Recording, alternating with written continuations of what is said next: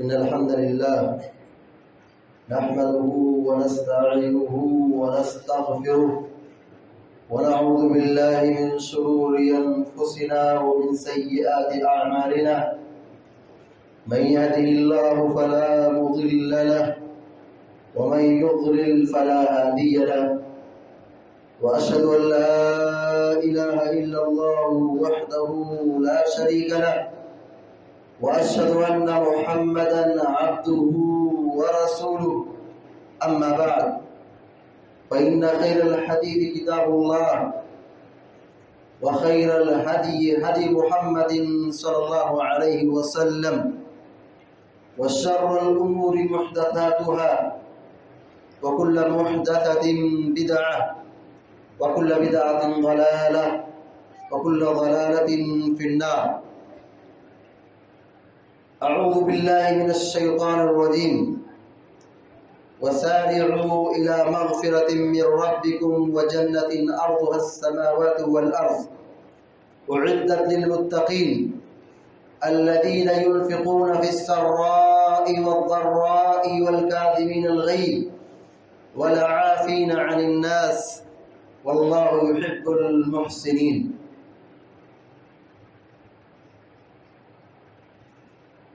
حاضرین جمعہ، اللہ رب العالمین کا لاکھ لاکھ شکر، اس کا احسان ہے کہ اس نے ہمیں اور آپ کو ایمان کی توفیق بخشی. یہ دنیا جہاں کی سب سے بڑی دولت ہے، بس ضرورت ہے کہ ایمان کی عظمت کو اپنے دلوں میں بسایا جائے اور ایمان کے تقاضوں پر چلا جائے اور مرتے دم تک ایمان پر اور اسلام پر قائم رہا جائے، دین پر استقامت اختیار کیا جائے. خطبہ مسنونہ کے بعد سورہ آل عمران کی 2 آیتیں ابھی آپ کے سامنے تلاوت کی گئی ہے. اللہ رب العالمین کہتا ہے وَسَارِعُوا إِلَى مَغْفِرَةٍ مِّن رَبِّكُمْ وَجَنَّةٍ أَرْضُهَا السَّمَاوَاتِ وَالْأَرْضُ. بھاگو، دوڑو، کمپٹیشن کرو، ایک دوسرے سے آگے بڑھو اپنے رب کی مغفرت اور اپنے رب کی جنت کی طرف. وہ جنت جس کی چوڑائی زمین و آسمان کی چوڑائی کی طرح ہے.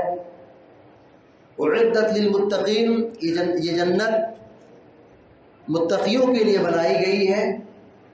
کون ہے متقی؟ کون ہے جنتی؟ الذین ينفقون فی السراء والضراء، وہ لوگ جو خوشحالی میں، تنگ دستی میں، مجبوری میں اور مالداری میں، ہر حال میں اللہ کی راہ میں اپنا مال خرچ کرتے ہیں. مال ہے تو بھی خرچ کرتے ہیں، اور مال نہیں ہے، غریب ہے، کمزور ہے، مسکین ہے، پھر بھی جذبہ ہے وہ اللہ کی راہ میں کچھ نہ کچھ خرچ کرتے ہیں. والکاظمین الغیظ، جو غصے کو پی جاتے ہیں، غصے پر اپنا ریئیکشن ظاہر نہیں کرتے، کنٹرول کرتے، غصے کو پی جاتے ہیں، بدلہ نہیں لیتے، گالی گلوچ نہیں بکتے، صبر کرتے ہیں. والعافین عن الناس، اور لوگوں کو معاف کرتے ہیں. یہ 3 قسم کے لوگ ہیں. جو لوگ اپنے مال کو اللہ کی راہ میں خرچ کرتے ہیں، چاہے جو بھی کنڈیشن ہو، مال ہے یا مال نہیں ہے، مال زیادہ ہے تو بھی خرچ کرتے ہیں، غریبی ہے، مسکینی ہے، مال کی کمی ہے، پھر بھی اللہ کی راہ میں مال خرچ کرتے ہیں. نمبر 2، غصے کو پی جاتے ہیں، اپنے آپ کو کنٹرول میں رکھتے ہیں، انتقامی کارروائی نہیں کرتے، جذبات میں نہیں آتے، بلکہ غصے کو پی کر کے صبر کرتے ہیں. اور نمبر 3، اور لوگوں کو معاف کرتے ہیں. ان 3 قسم کے لوگوں کو اللہ رب العالمین متقی کہا ہے.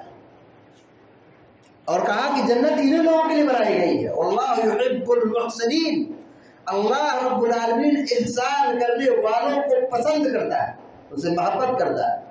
اس آیت کا ایک بہت بڑا پیغام یہ ہے کہ ہم اپنوں کو معاف کریں، ہم دوسروں کو معاف کریں، ہم معاف کرنا سیکھیں۔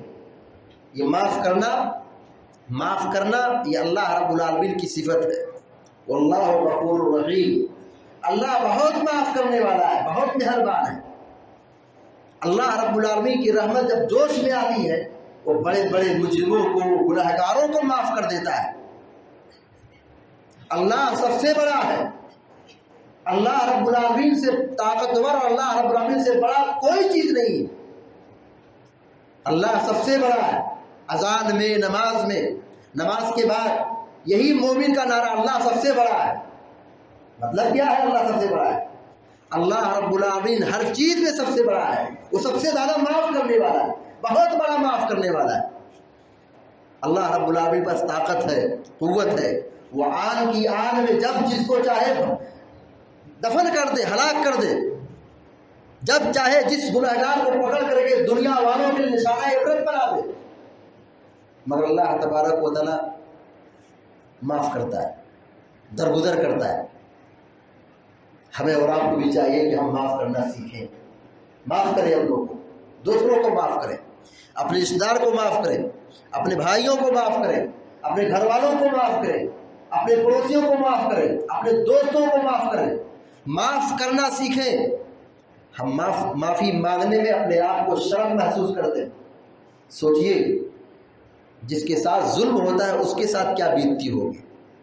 جب ہم معافی مانگنے کو ہمارا نفس گوارا نہیں کرتا ہے کہ ہم معافی مانگے، تو سوچئے کہ جس کے اوپر وہ ظلم ہوا ہے، جس کے ساتھ ہم نے بدسلوکی کی ہے، اس کے نفس پر کیا گزرتا ہوگا۔ اللہ کے نبی علیہ الصلوۃ والسلام کی سیرت ہمارے لیے اور آپ کے لیے اور عالم اسلام کے لیے بہت بڑا نمونہ ہے۔ لقد کان لکم فی رسول اللہ اسوۃ حسنہ، پیارے نبی علیہ الصلوۃ والسلام کی سیرت لوگوں کے لیے، تمہارے لیے، اہل ایمان کے لیے آئیڈیل اور نمونہ ہے۔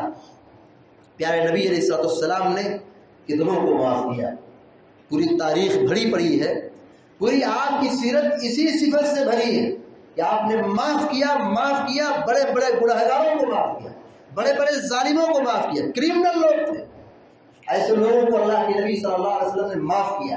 ہم معاف کرنا سیکھیں، یہ بہت ضروری ہے۔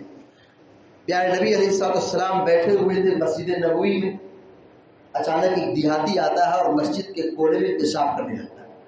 سارے مسلمان جو وہاں مسجد میں موجود تھے سب لوگ اس دیہاتی آدمی کے پیچھے پڑ گئے، ڈانٹنے لگے، مارنے کی دھمکی دینے لگے، اس کی طرف دوڑنے لگے، اس کو مسجد سے باہر نکالنے کی کوشش کرنے لگے۔ پیارے نبی علیہ الصلوۃ والسلام نے کہا جانے دو، معاف کر دو، کہا جانے دو۔ جس جگہ وہ پیشاب کر لیا، پیارے نبی نے انہی لوگوں سے کہا جو لوگ دوڑ رہے تھے، بھگا رہے تھے، مارنے کی کوشش کر رہے تھے، کہا پانی لاؤ اور جگہ پانی گرا دو، جہاں پر دیہاتی نے پیشاب کیا ہے وہاں پر پانی گرا دو۔ آپ نے اس آدمی کو معاف کیا۔ پیارے نبی علیہ الصلوۃ والسلام ایک سفر میں تھے، بخاری شریف کی روایت ہے، دوپہر کا وقت تھا، آپ آرام کر رہے تھے درخت کے نیچے اور اپنی تلوار کو درخت پر لٹکا دیے۔ اچانک ایک دیہاتی آتا ہے، نان مسلم تھا، اس نے نبی کی تلوار کو اٹھا لیا اور کہا محمد بتاؤ تم کو کون بچائے گا؟ پیارے نبی نے کہا مجھ کو میرا رب بچائے گا۔ اس دیہاتی آدمی کی یہ دل پر بات بہت بڑی لگی کہ عین کنڈیشن کے وقت یہ آدمی نبی کہتا ہے کہ میرا رب اس کو بچائے گا۔ وہ آدمی ڈر گیا، ہاتھ ہلنے لگا، حرکت کرنے لگا، کانپنے لگا، اس کی تلوار اس کے ہاتھ سے نیچے زمین پر گر گئی۔ پیارے نبی نے اس کی تلوار، اپنی تلوار اٹھا لی جو اس کے ہاتھ میں تھی، اب بتایا کہا اب بتاؤ تم کو کون بچائے گا؟ پیارے نبی علیہ الصلوۃ والسلام نے اس آدمی کو معاف کر دیا۔ جبکہ سزا کیا ملنی چاہیے؟ جو ہم کو قتل کرنے ہیں ہم اس کو قتل کریں گے، ہم کو جو مارنا ہے ہم اس کو ماریں گے۔ اصول یہی ہے کہ ہم کو جو مارے گا ہم بھی ماریں گے، ہم کو جو قتل کرے گا ہم بھی قتل کریں گے۔ پیارے نبی علیہ الصلوۃ والسلام دنیا والوں کے لیے رحمت بن کر کے آئے تھے، اس دیہاتی آدمی کو معاف کر دیا۔ پیارے نبی علیہ السلام کو ایک زہر آلود بکری گفٹ کی گئی. پیارے نبی علیہ السلام کو علم نہیں تھا، آپ نے کھا لیا. ایک صحابی بھی آپ کے ساتھ تھے، انہوں نے بھی کھا لیا. پیارے نبی علیہ السلام نے اس یہودیہ عورت کو معاف کر دیا. کون سی عورت تھی؟ جو بکری کو بھون کر کے فرائی کر کے اس میں زہر لگا کر کے نبی کو کھانے کے لیے گفٹ کیا تھا. پیارے نبی علیہ السلام نے اس عورت کو معاف کر دیا. سزا کیا تھی؟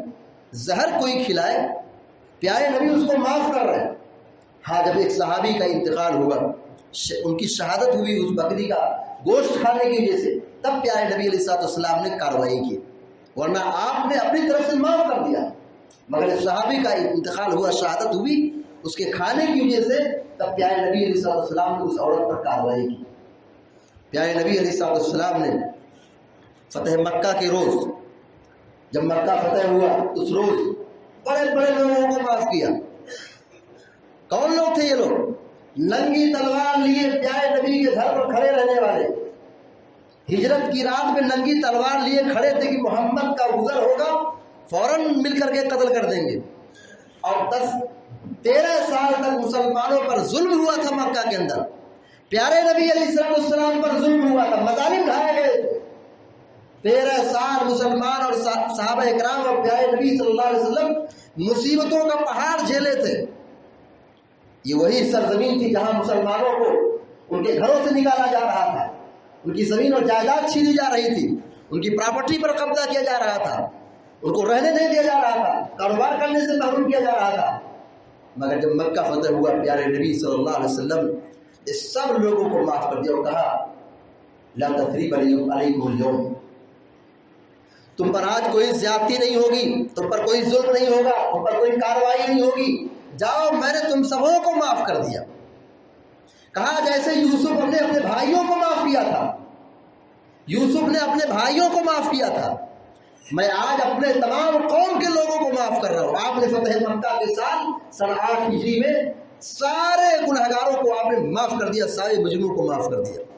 یہ نادم تھے، یہ شرمندہ تھے، سر جھکائے ہوئے تھے، قیدی تھے، مجرم تھے، پیارے نبی صلی اللہ علیہ وسلم نے ان سبوں کو معاف کر دیا اور کہا تم پر کوئی زیادتی نہیں، تو اپنے گھروں میں چلے جاؤ، تم پر کوئی ظلم نہیں ہے، تم پر کوئی سزا نہیں ہے. پیارے نبی صلی اللہ علیہ وسلم کی اسی اخلاق کو دیکھ کر کے پیارے نبی نے جب سبوں کو معاف کر دیا، اسی معافی کے پروانے کے ملنے کی وجہ سے وہ سارے جو مجرم تھے، قیدی تھے، ظالم تھے، ان سبوں نے اسلام قبول کر لیا. کہا کہ نبی کا جب اخلاق ایسا ہے، ہم مجرم تھے، گنہگار تھے، ہم کو سزا ملنی چاہیے تھی، مگر پیارے نبی نے ہم کو معاف کر دیا. ہمیں نبی کے اخلاق کو جو سے ہم نے قبول کیا ہے، نبی کے دین کو قبول کرنا چاہیے. سب کے سب مسلمان ہو گئے. طائف والوں نے آپ کو ستایا تھا، آپ کو بھگایا تھا، آپ کو زخمی کیا تھا، پیارے نبی علیہ السلام نے طائف والوں کو معاف کیا. ثمامہ بن عثال رضی اللہ تعالیٰ عنہ، ان کے قبول اسلام کا واقعہ بڑا عجیب و غریب ہے. ان کو قیدی بنا کے لایا گیا، مسجد نبوی کے کھمبے میں باندھا گیا. پیارے نبی علیہ السلام 3 روز تک یہی کہتے تھے بتاؤ ثمامہ کیا حال ہے. ثمامہ کہتے تھے کہ اگر آپ مجھے قتل کریں تو ایک خونی آدمی کو قتل کریں گے، مجرم آدمی کو قتل کریں گے، اور اگر آپ معاف کر دیں تو آپ کا احسان کبھی بھلایا نہیں جائے گا. 3 روز تک یہی گفتگو جاری تھی. کھمبے میں ان کو باندھا گیا تھا، مجرم تھے. پیارے نبی علیہ السلام کے اخلاق کو دیکھ کر کے بہت متاثر ہوئے. بڑے مجرم آدمی تھے، بڑے خونی آدمی تھے. ان کا کہنا کیا تھا؟ اس روئے زمین پر سب سے بدترین اگر کوئی مذہب ہے، مذہب اسلام ہے. اس روئے زمین پر سب سے بدصورت اگر کوئی چہرہ ہے تو نبی کا چہرہ ہے. اس روئے زمین پر سب سے بدترین بستی اگر کوئی ہے، مدینہ کی بستی ہے. ان کی یہ فکر تھی. اسلام لانے سے پہلے جب اللہ کے نبی صلی اللہ علیہ وسلم سے قریب ہوئے، نبی علیہ السلام کے اخلاق کو دیکھا، مسجد نبوی مسلمانوں کو دیکھا، اسلام کو قریب سے دیکھا، نماز میں کیسے کھڑے ہوتے اس کو دیکھا. اونچ نیچ کا فرق نہیں ہے، سب لوگ اللہ کے گھر میں برابر ہیں، کیا غریب، کیا چھوٹا، کیا بڑا، سب مسجد میں ایک جیسے کھڑے ہوتے ہیں. اس اخلاق کو دیکھا. پیارے نبی علیہ السلام نے ثمامہ کو چھوڑ دیا، ان کی رسی کھول دی. ان کو قید کیا گیا تھا مسجد میں، ان کو چھوڑ دیا گیا. حضرت ثمامہ مسجد سے باہر نکلتے ہیں اور مسجد کے قریب ایک کنویں کے پاس جا کر غسل فرماتے ہیں. غسل کرنے کے بعد آ کر کے اسلام قبول کرتے ہیں اور کہتے ہیں اس روئے زمین پر سب سے پیارا اور بابرکت چہرہ محمد آپ کا ہے، سب سے پیاری بستی آپ کی بستی ہے، اس روئے زمین پر سب سے پیارا مذہب مذہب اسلام ہے۔ انہوں نے اسلام کیسے قبول کیا؟ پیارے نبی علیہ السلام نے ان کو معاف کر دیا، معاف کرنے کے نتیجے میں ثمامہ رضی اللہ تعالیٰ نے اسلام قبول کیا۔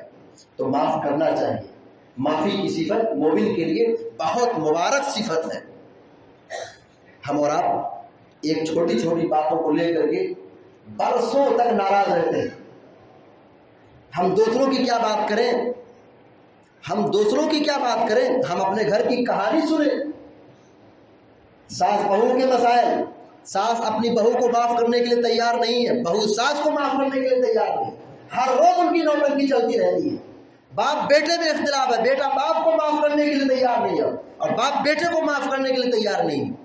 پڑوسی کا جھگڑا ہے، برسوں سے چل رہا ہے، رشتہ داری میں اختلاف چل رہا ہے، اور یہاں تک آدمی اس حد تک پہنچ جاتا ہے اور کہتا ہے مر جائے گا تو تیرے جنازے میں ہی جاؤں گا۔ معاف کرنا سیکھیں۔ معافی اسلام میں بڑی ترغیب دی گئی ہے، بڑی حوصلہ افزائی کی گئی ہے معاف کرنے پر۔ پیارے نبی علیہ السلام نے کتنے گنہگاروں کو، ظالموں اور مجرموں کو معاف کیا ہے، ہم اپنوں کو معاف کرنے کے لیے تیار نہیں ہیں۔ حضرت یوسف علیہ السلام ایک جلیل القدر نبی ہے، اللہ نے ان کو زمین پر حکومت عطا کی تھی، ان کے بھائیوں نے بچپنے میں ان کو کنویں میں ڈھکیل دیا تھا، قتل کرنے کی پلاننگ کی تھی، مرڈر کا کیس تھا ان کے اوپر کے بھائیوں پر، مگر جب حضرت یوسف علیہ السلام کو اللہ نے اس کنویں سے نکال کر کے محل تک لے گیا، پھر جیل خانے سے نکال کر کے اللہ رب العالمین نے ان کو حکومت عطا کی، یوسف علیہ السلام کو، بڑے لوگوں کی پہچان یوسف کو معاف کرنا سیکھے۔ یہ چھوٹے لوگ ذلیل قسم کے لوگ ہوتے ہیں جو چھوٹی چھوٹی باتوں کو لے کر دل پر رکھتے ہیں اور معاف کرنا جانتے ہی نہیں۔ بڑے لوگوں کی پہچان یہ ہوتی ہے کہ وہ جلدی معاف کرتے ہیں۔ یوسف علیہ السلام نے اپنے بھائیوں کو معاف کیا۔ کیسے بھائی تھے یہ لوگ، کیسے لوگ تھے؟ ایسے لوگ جن کو مرڈر کا کیس داخل کیا جانا چاہیے تھا۔ ایک اندھے کنویں میں بھائیوں نے یوسف کو ڈال دیا تھا، مگر یوسف علیہ السلام بڑے تھے، اللہ کے نبی تھے، جلیل القدر نبی تھے، ان کے پاس حکومت تھی، پاور تھا، کرسی تھی، چاہتے تو جو سزا دینا چاہے دے سکتے تھے، حق تھا، درست تھا، انصاف تھا، مگر یوسف علیہ السلام نے احسان کے اپنے بھائیوں کو معاف کر دیا۔ معاف کرنا سیکھیں۔ ابوبکر صدیق رضی اللہ تعالیٰ عنہ بس اتنے جلیل القدر صحابی ہیں، اس امت کے سب سے افضل انبیاء کے بعد سب سے افضل مقام ابوبکر صدیق رضی اللہ تعالیٰ عنہ کا۔ ان کی بیٹی پر زنا کا الزام آیا، ہماری مائیں اور بہنیں سن رہے ہیں، عورتوں میں زیادہ مسئلہ پیدا ہوتا ہے، وہ معاف کرنا جانتی ہی نہیں، انتقامی کارروائی کرنا، بد زبانی کرنا، نافرمانی کرنا، چھوٹی چھوٹی بات کو لے کر کے پڑائی کا پہاڑ بنانا، معاف نہ کرنا، برسوں سے ناراض رہنا۔ ام المومنین عائشہ صدیقہ رضی اللہ تعالیٰ عنہ پر زنا کا الزام لگایا، اور کس نے لگایا؟ ابوبکر صدیق کے رشتہ دار نے لگایا، مصطح رضی اللہ تعالیٰ عنہ نے۔ ابوبکر صدیق رضی اللہ تعالیٰ عنہ ناراض ہو گئے، اور ناراض ہونے کی بات ہی ہے۔ ابوبکر صدیق رضی اللہ تعالیٰ عنہ بہت مال خرچ کرتے تھے، مصطح پر مال کی قربانی دیتے تھے، خرچ کرتے تھے، ان کا خیال رکھتے تھے، چونکہ وہ غریب تھے۔ جب زنا کا الزام آیا، ابوبکر صدیق رضی اللہ تعالیٰ عنہ نے سخت ناگواری اور ناراضگی میں یہ کہہ دیا کہ آج سے ان کا خرچہ بند۔ اس نے میری بیٹی پر الزام لگا دی، میں اس کو کھلا رہا ہوں، ڈونیشن دے رہا ہوں، صدقہ دے رہا ہوں، خرچ کر رہا ہوں، اور اس نے میری ہی بیٹی پر الزام لگا دیا۔ ابوبکر صدیق رضی اللہ تعالیٰ عنہ قسم کھا لی، کہا آج سے ان کا خرچہ بند۔ اللہ رب العالمین 7ویں آسمان سے آیت نازل فرمائے، کہا وَلَا يَأْتَلِ أُولِي الْفَضْلِ مِنْكُمْ وَالسَّعَةِ، کہا وہ لوگ قسم نہ کھائیں جو لوگ مالدار ہیں، جن کو اللہ نے مال کی وسعت عطا کی ہے، خرچ نہ، وہ لوگ خرچ کرنے کے لائق ہیں، وہ قسم نہ کھائیں۔ کس بات کی قسم نہ کھائیں؟ أَن يُؤْتُوا أُولِي الْقُرْبَى وَالْمَسَاكِينَ وَالْمُهَاجِرِينَ فِي سَبِيلِ اللَّهِ، کہا جو غریب ہیں ان کو خرچ کرنے پر قسم نہ کھائیں، مسکینوں پر خرچ نہ کرنے کی قسم نہ کھائیں، جو اللہ کی راہ میں ہجرت کرنے والے ہیں ان پر خرچ نہ کرنے کی قسم نہ کھائیں۔ قسم کھا لیجیے ابوبکر صدیق رضی اللہ تعالیٰ۔ اللہ نے 7ویں آسمان سے آیت نازل فرمائی کہ وہ لوگ قسم نہ کھائیں، کس بات کی؟ کہ ہم مال نہیں خرچ کریں گے، کس پر؟ غریبوں پر، مسکینوں پر، اور اللہ کی راہ میں ہجرت کرنے والے جو مسلمان مہاجر ہیں ان پر۔ فلیعفوا ولیصفحوا، چاہیے کہ معاف کر دے، جانے دے، چھوڑ دے، درگزر کر دے۔ الا تحبون ان یغفر اللہ لکم، کیا یہ لوگ نہیں چاہتے کہ اللہ ان کو معاف کر دے؟ الا تحبون ان یغفر اللہ لکم، کیا یہ لوگ، کیا تم نہیں چاہتے کہ اللہ ان کو بھی معاف کر، تم کو بھی معاف کر دے؟ اللہ غفور الرحیم، اور اللہ تبارک و تعالیٰ بہت معاف کرنے والا ہے، بہت زیادہ معاف کرنے والا ہے۔ کیا یہ نہیں چاہتے کہ اللہ ان کو بھی معاف کر دے؟ جب یہ آیت نازل ہوئی، اشارہ ابو صدیق کی طرف تھا، ابو صدیق سمجھ گئے اور انہوں نے کہا کہ میں چاہتا ہوں کہ اللہ مجھ کو معاف کر دے۔ فوراً جو انہوں نے قسم کھائی تھی، قسم توڑ دی، اور اس آیت کے نزول کے بعد اپنے رشتہ دار مستہ پر ویسے ہی خرچ کرتے تھے جیسے پہلے خرچ کرتے تھے۔ کن پر؟ ان پر جنہوں نے ان کی بیٹی پر، عائشہ رضی اللہ تعالیٰ عنہا پر زنا کا الزام لگایا تھا، اور اس زنا کے الزام لگانے کے نتیجے میں قسم کھا لی تھی کہ اب میں خرچہ بند کروں گا، نہیں دوں گا صدقہ ان کے اوپر، نہیں مال خرچ کروں گا ان کے اوپر۔ لیکن جب یہ آیت نازل ہوئی، اللہ رب العالمین کہہ رہا ہے معاف کر دو، معاف کر دو، جانے دو، چھوڑ دو۔ اللہ نے یہ آیت نازل فرمائی، اس آیت کے نزول کے بعد ابو صدیق نے اپنے رشتہ دار مستہ کو معاف کر دیا۔ معاف کرنا سیکھیں، معاف کرنا بہت اہم صفت ہے۔ اللہ رب العالمین اس کی جگہ جگہ تاکید فرمائی، معاف کرنا چاہیے۔ اختلاف ہوگا، جھگڑے ہوں گے، مسائل پیدا ہوں گے، یہ تو انسان کا کھیل ہے، یہی تو انسان کی پہچان ہے، جھگڑے ہوں گے۔ معافی کی اتنی بڑی فضیلت کیوں بیان کی گئی ہے؟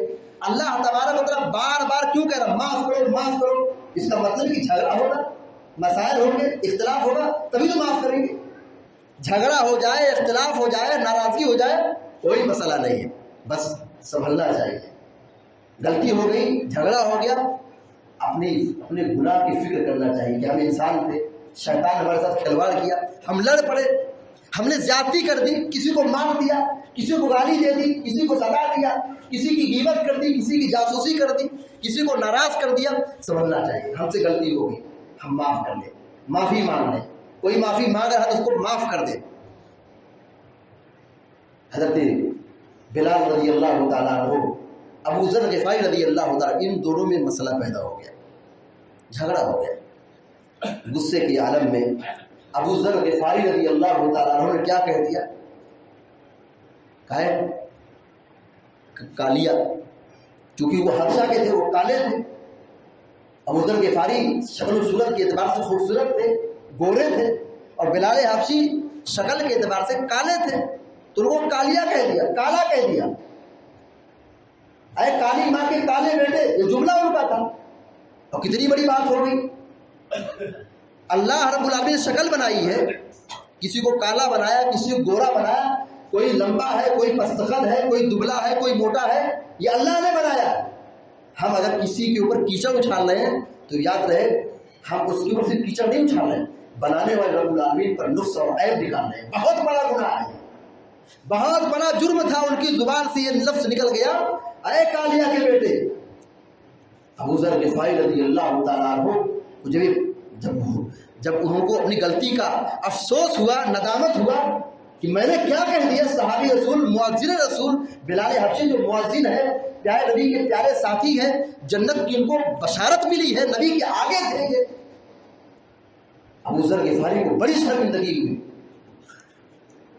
گئے اور ایک میدان میں اپنی پیشانی کو رکھ دیا اور اپنی پیشانی کو زمین پر رگڑ رہے، مٹی لگا رہے۔ کیوں؟ کہ میں نے اتنا بڑا جرم کر لیا کہ میں نے ایک صحابی کو، پیارے نبی کے پیارے ساتھی کو، مؤذن رسول کو ایسی گفتگو کر دی، ایسا جملہ کہہ دیا۔ بلال حبشی آئے اور آ کر کے ان کے سامنے کھڑے ہو گئے۔ ابو ذر غفاری نے کہا کہ اے بلال، مجھ سے غلطی ہو گئی، تم اپنا پیر میری پیشانی پر رکھ دو کہ میں نے تمہارے شان میں کون سا جملہ کہہ دیا جو نہیں کہنا چاہیے تھا۔ میں نے تم کو کالیا کہہ دیا، تمہاری غیبت کر دی، تم پر الزام لگا دیا، معافی مانگ رہا ہوں۔ کیسے؟ کہا تم اپنے پیر کو میری پیشانی پر مار دو، رکھ دو۔ کون کہہ رہے؟ ابو ذر غفاری رضی اللہ تعالیٰ عنہ کہہ رہے۔ بلال حبشی نے کہا اللہ کی قسم میں اس پیشانی پر اپنا پیر کبھی نہیں رکھ سکتا ہوں میں تمہاری پیشانی پر یا اس پیشانی پر اپنا پیر کبھی نہیں رکھ سکتا ہوں جو پیشانی اللہ کے لیے خالص طور پر سجدہ کرتی ہے، وہ پیشانی اللہ کے لیے جھکتی ہے، اس پیشانی کو میں کبھی، اس پیشانی پر کبھی اپنا پیر نہیں رکھ سکتا۔ رہی بات معافی کی، اے بلال کہہ رہے ہیں اے ابو ذر، رہی بات معافی کی، میں تم کو اللہ کے لیے معاف کرتا ہوں۔ تاریخ کا دنیا جب سے قائم ہے، یاد رہے دنیا جب سے قائم ہے اس سے بڑی معافی کسی نے نہیں مانگی ہے۔ دنیا جب سے قائم ہے تاریخ کی یہ سب سے بڑی معافی کہ بلال حبشی رضی اللہ تعالیٰ عنہ اور ابو ذر غفاری کے درمیان جو مسئلہ پیدا ہو گیا اور انہوں نے اپنی زبان سے کہہ دیا کالیا، اور ابو ذر غفاری کو اپنی غلطی کا احساس ہوا تو اپنی پیشانی کو زمین پر رگڑنے لگے اور معافی کس طور پہ مانگ رہے ہیں کہ میں نے تم سے یہ کہہ دیا تم میری پیشانی پر اپنا پیر مار دو۔ انہوں نے کہا کہ میں تمہاری پیشانی پر یا اس پیشانی پر کبھی اپنا پیر نہیں رکھ سکتا جو پیشانی اللہ کے لیے جھکتی ہے۔ تو معاف کرنا بہت اہم صفت ہے، اللہ رب العالمین نے اس کی بڑی ترغیب دلائی ہے، اور جب اس کے حوالے سے جنت کی خوشخبری سنائی ہے اور متقیوں کی پہچان بتائی ہے، اور پیارے نبی علیہ السلام کی سیرت یہ رہی ہے کہ اللہ کے نبی صلی اللہ علیہ وسلم معاف کرتے تھے اور معاف کرنے والوں کی حوصلہ افزائی کرتے تھے، ترغیب دلاتے تھے۔ لہذا ہم سب کی ذمہ داری بنتی ہے کہ ہم معاف کرنا سیکھیں۔